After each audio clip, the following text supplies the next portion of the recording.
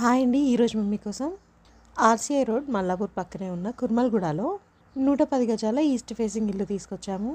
2 BHK independent house, 2 bedrooms, hall, open kitchen. ఈ ఇంటికి ముందే 25 ఫీట్ వైడ్ రోడ్ ఉంది.